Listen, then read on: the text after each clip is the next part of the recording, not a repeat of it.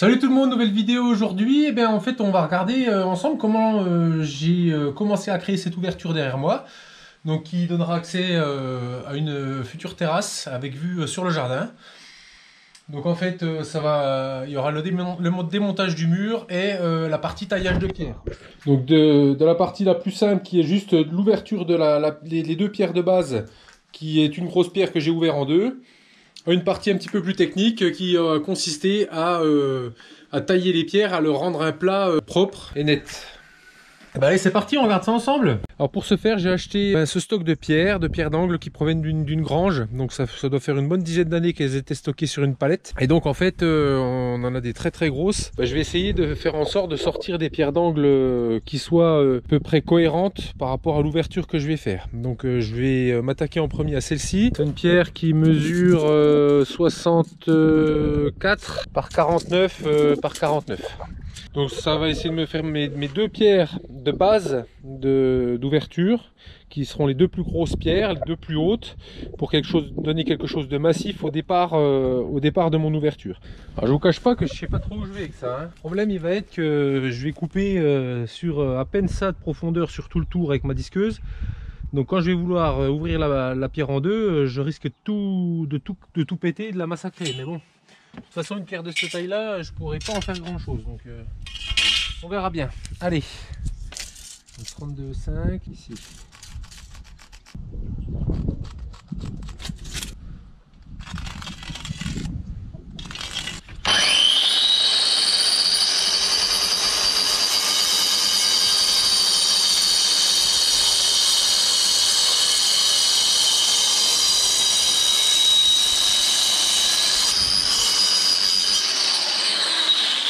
On va essayer de la retourner.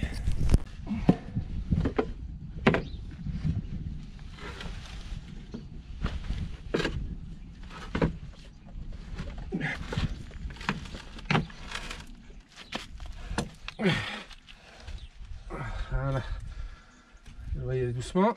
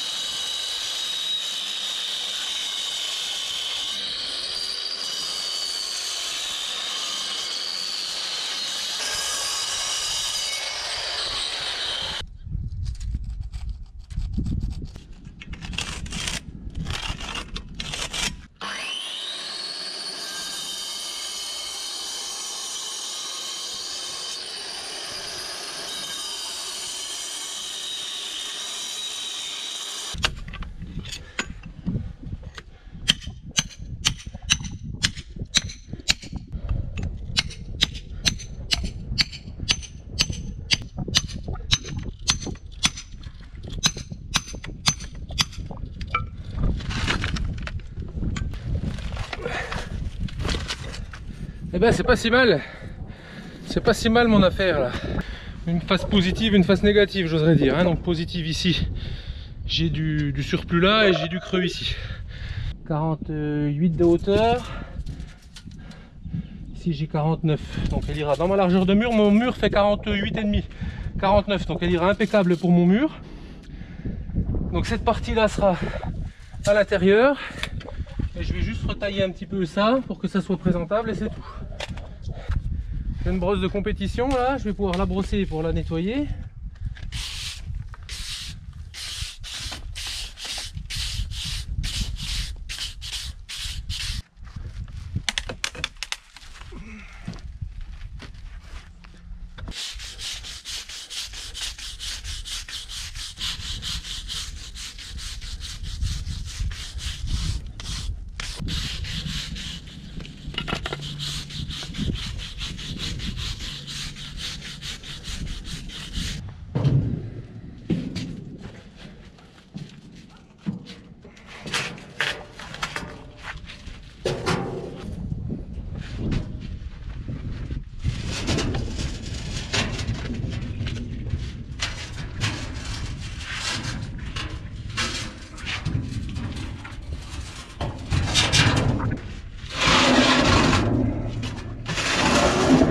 Je vais faire l'autre pareil et puis on verra pour les autres pierres après.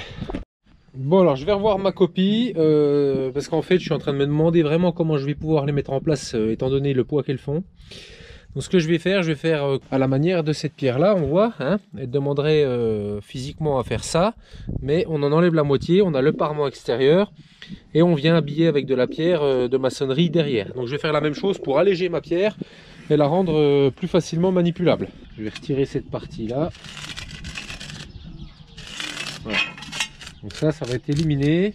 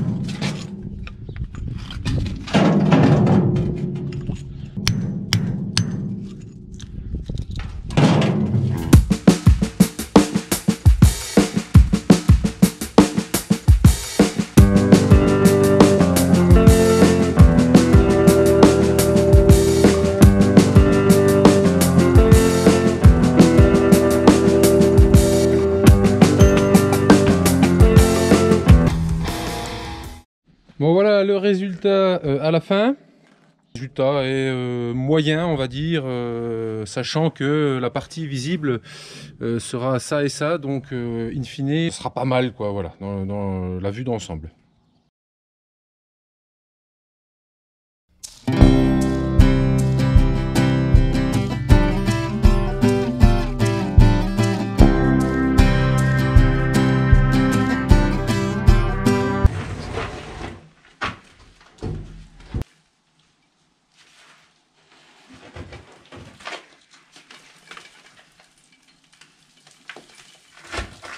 Ah.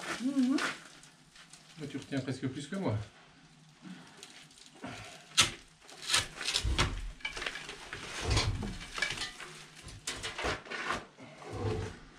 Ça va, moi ça va. Si tu peux tenir la brouette, moi ça va. Parce que j'ai pas d'effort à faire.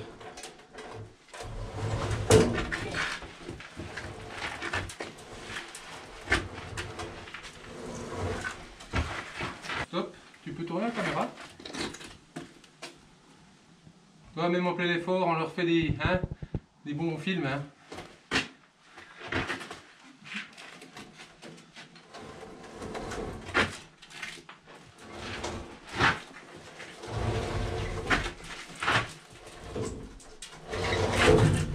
Attends.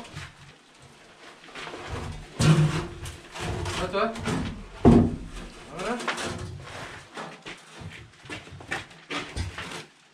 Tiens la bourrette.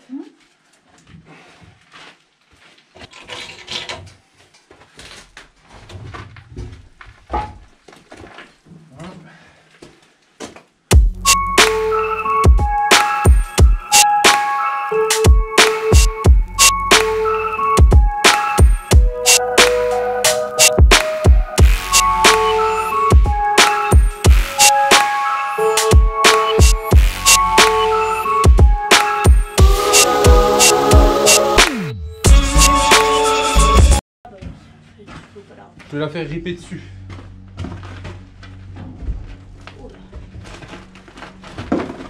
Là, ça va là? Tiens.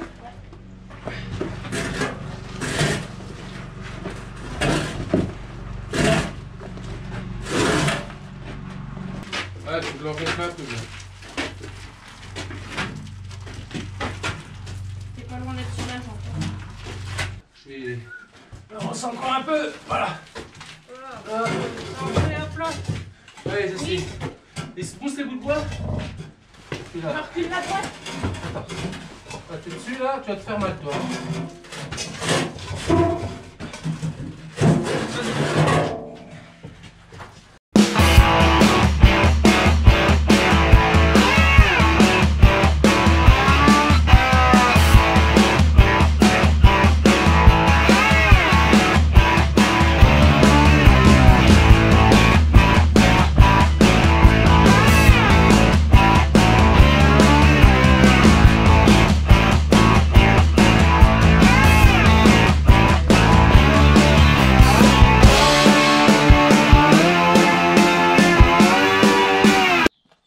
du sol et je viens de trouver un petit trésor. Alors ce qui est pour moi un petit trésor, hein, c'est une petite étiquette de sac de chaux.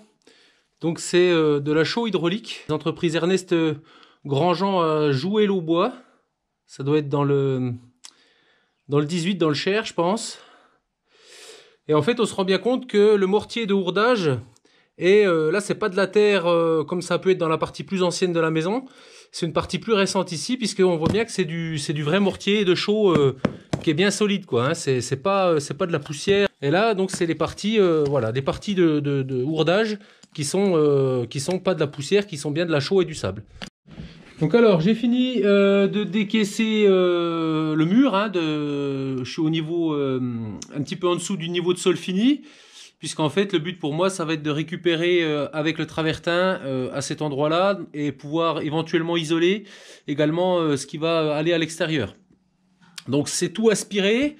Hein, on peut voir ici les crampons de la dalle qui viennent assez loin dans le mur.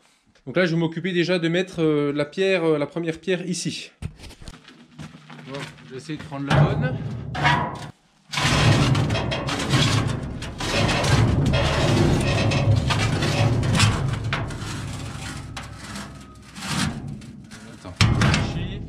Comment est-ce que j'ai meilleur temps de la mettre? Comme ça.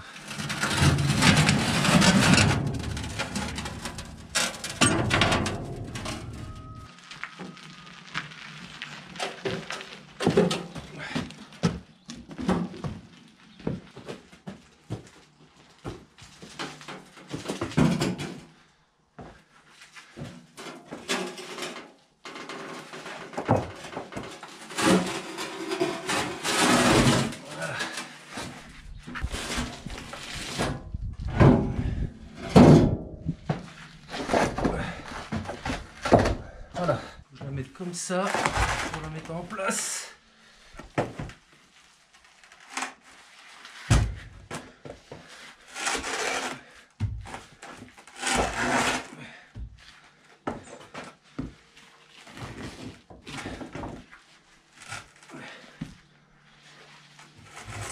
Voilà. Voilà. Et je vais la basculer, je la calerai après. Elle est lourde, hein, donc c'est un mortier chaud au sable, comme je fais d'habitude pour mes maçonneries.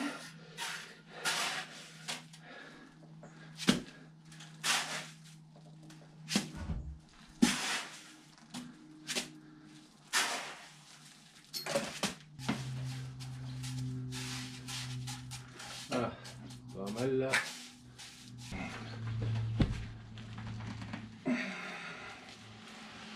J'allais dire que là c'est de la rigolade, c'est la première. Non mais après je les ferai moins grosses. Voilà. J'ai déjà l'aplomb. Voilà, maintenant je vais pouvoir la caler correctement.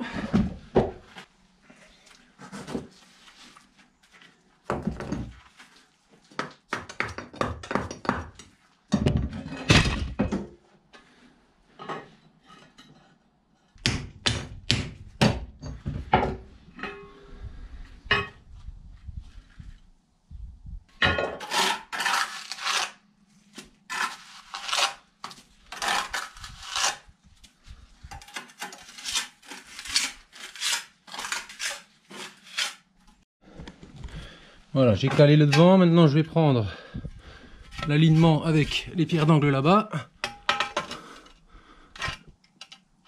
Et là, franchement on est pas mal, hein, le long du mur. Ça plaque bien. Nickel. Alors, j'ai ouvert cette grosse pierre là en deux. Donc c'était une pierre qui faisait à peu près ça de large. Donc la deuxième partie elle est ici. Donc je l'ai déjà travaillé. J'ai pas mis le côté de référence en apparent dans le mur, le côté d'origine, c'est-à-dire celui qui est déjà un petit peu taché par le temps, pour la bonne et simple raison que j'ai une fissure ici tout le long, avec une fragilité ici, on peut retrouver ici. Donc en fait, je suis venu prendre la partie, on va dire, coupée du milieu ici, et je suis venu la refaire. Donc je suis vraiment satisfait du résultat, parce que j'ai vraiment fait quelque chose de propre et droit. Et on va essayer de refaire la même chose ici. Comme ça en fait je me retrouverai avec ce parement là dehors, avec ce parement là, et j'aurai la partie fissure à l'intérieur avec des briques qui viendront finir le mur. Donc ce sera vraiment protégé et j'ai pas de risque d'avoir ce morceau là qui tombe côté parement. Et donc ici je me retrouve avec la même chose sur ce parement là qui est pas très joli, qui a un creux là. En soi c'est pas très gênant, mais j'ai aussi une légère fissure ici, donc je voudrais pas que ça péjore après ma construction. Donc ce que je vais faire, je vais redisquer là à la bonne largeur, à la même largeur que là. Je vais la remettre à la cote, donc la raccourcir puisqu'elle est trop longue, elle fait 60, il faut que je la ramène à 50, 49,5 exactement, et essayer de refaire le parement ici, donc 26 de largeur. Là on a un petit peu plus, on doit être à 29, donc redisquer correctement ici sur tout le tour et utiliser mes outils pour refaire une face la plus plate possible. Donc, ce que je vais déjà commencer à faire, c'est la tracer. Donc 26 de large par 49,9 de long. Et la hauteur elle est bonne, c'est exactement la hauteur qu'il me faut par rapport à l'autre. Quand je vais disquer, je vais essayer de tenir ma disqueuse légèrement vers l'extérieur, parce que c'est pas évident de disquer bien droit, et il faudrait pas que j'ai tendance à creuser à l'intérieur, parce que du coup je vais diminuer, j'ai meilleur temps de disquer vers l'extérieur pour pouvoir ensuite récupérer l'excédent après avec les outils à main, parce que si je suis trop au creux, je vais diminuer mon épaisseur et je vais avoir quelque chose qui sera pas identique à ce que j'ai là.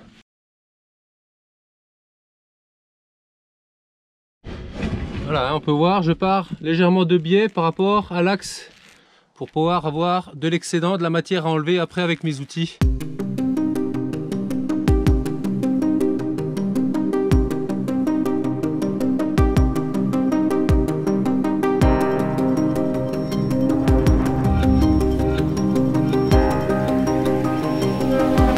Ensuite, je vais prendre ma chasse et je vais faire sauter le morceau et le morceau là. Donc l'avantage c'est que je vais avoir un éclat juste au milieu, je n'aurai pas d'éclat en bordure.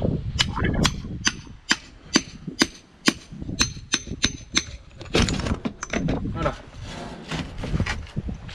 Et là je suis en positif partout, à part ici où je suis juste en léger creux, mais ça c'est pas très grave.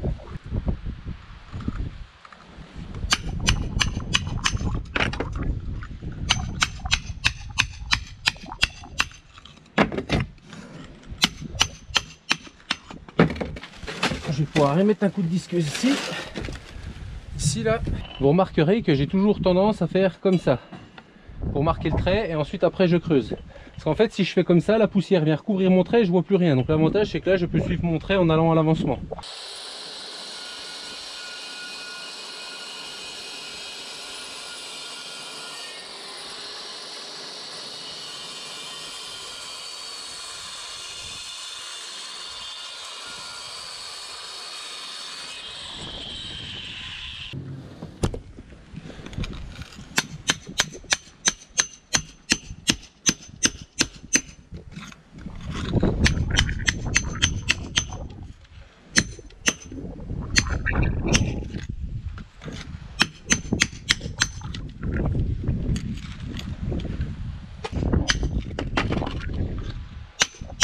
Le fait des parties légèrement de biais avec ma disqueuse me guide ma chasse de biais et donc me fait sortir en positif. Voilà.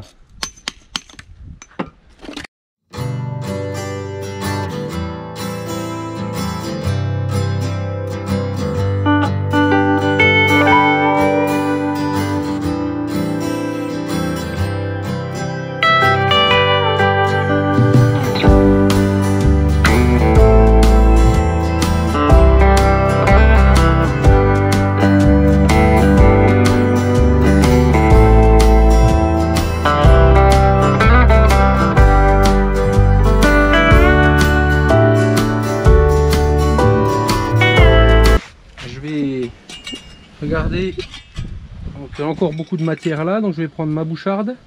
J'ai encore pas mal de matière ici. Donc, je vais prendre ma boucharde.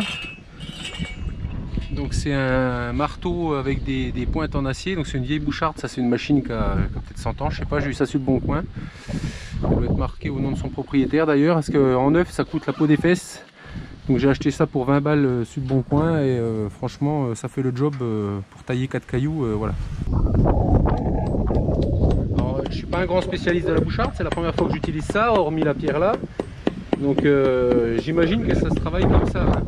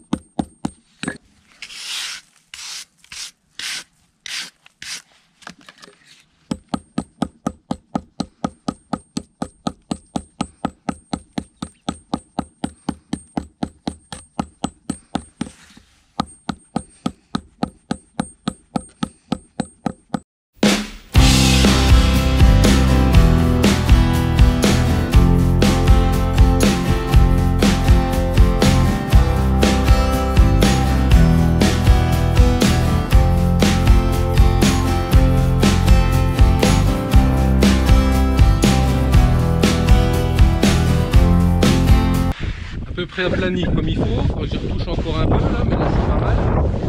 Là je vais prendre mon chemin de fer. C'est des simples lames de fer, on voit qu'elles sont déjà un peu usées, c'est pas de la top qualité hein, parce que je pense pas que j'en ferai 50 de pierre, qu'elles seraient déjà foutues. Et je vais venir en fait frotter pour égaliser le plus possible, enlever les irrégularités. Bon là je vais mettre le casque par contre parce que ça casse les oreilles.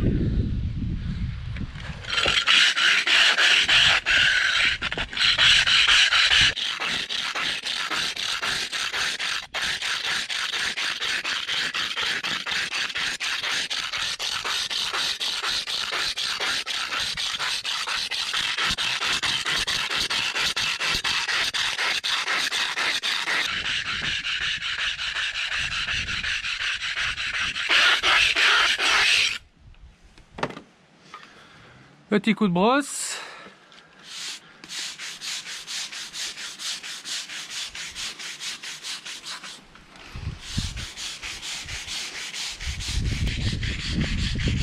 Voilà.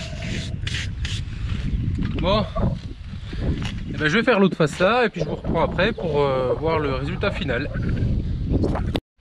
Bon voilà. La face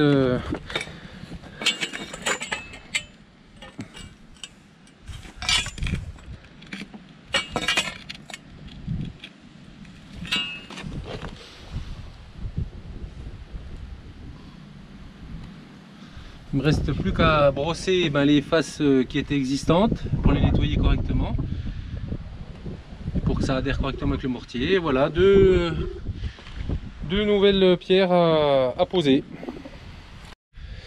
Donc voilà, donc j'ai fait ça il y a 2 jours, hein, je l'ai fini il y a 2 jours, il faisait trop nuit pour filmer.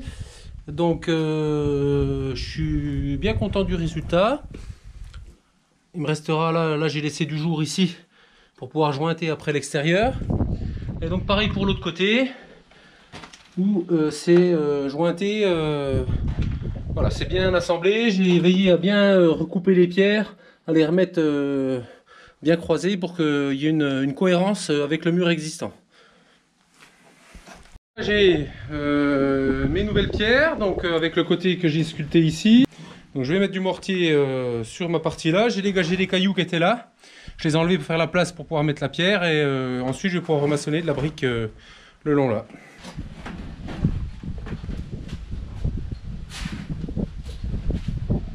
Tu vas dessous.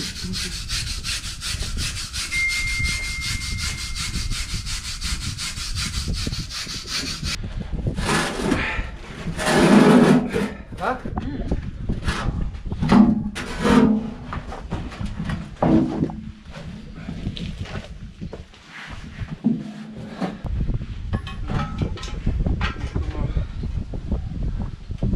Là on est pile poil, je suis bien aligné. Là, là. Tiens. Ouais. Tiens. Oui.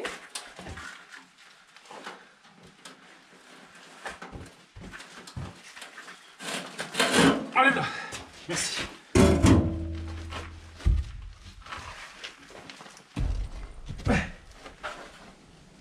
l'intérieur, tu vas mettre des briques? Ouais.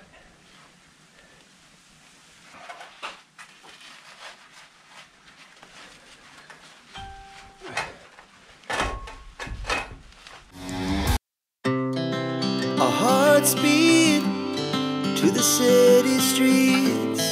We began to feel the fire. We rise like tall buildings as the chemicals they take us higher. The night's young, it has just begun as she puts her hand in mine. We wanna chase the night. Voilà, après brossage.